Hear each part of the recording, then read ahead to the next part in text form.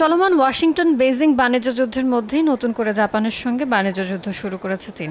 জাপানে dual used পণ্য রফতানি নিষিদ্ধ করেছে চীন। গেল মঙ্গলবার চীনের বাণিজ্য মন্ত্রণালয় এক বিবৃতিতে জানায়, জাপানের সামরিক শক্তি বাড়াতে সহায়ক কোনো পণ্য, প্রযুক্তি বা সফটওয়্যার দেশটিতে আর রফতানি করবে না বলে সিদ্ধান্ত নিয়েছে বেজিং। ডুয়াল ইউজড পণ্য বলতে এমন সব পণ্য ও প্রযুক্তিকে বোঝায় যেগুলো বেসামরিক ও সামরিক উভয় ক্ষেত্রে ব্যবহার করা যায়। এর মধ্যে রয়েছে কিছু গুরুত্বপূর্ণ রেয়ার আর্থ উপাদান, যা ড্রোন ও আধুনিক সেমিকন্ডাক্টর চিপ তৈরিতে অপরিহার্য। চীনের পক্ষ থেকে আরও বলা হয়েছে, এই নিষেধাজ্ঞা অমান্য করলে যে কোনো অঞ্চলে প্রতিষ্ঠান ও ব্যক্তির বিরুদ্ধে আইনি ব্যবস্থা নেওয়া হবে।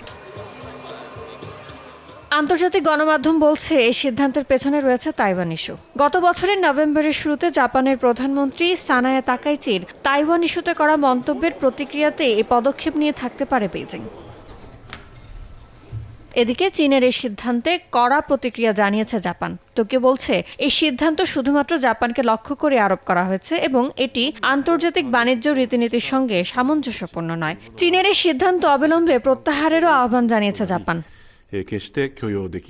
জাপানি গবেষণা প্রতিষ্ঠান নোমুরা রিসার্চ ইনস্টিটিউটের তথ্য, 2024 সালে মোট $68.4 বিলিয়ন মূল্যের ডুয়াল ইউজড পণ্য বেজিং থেকে আমদানি করেছে টোকিও, যা চীন থেকে দেশটিতে আমদানি করা পণ্যের 42%। ইয়ানুর শিফাত, সময় সংবাদ।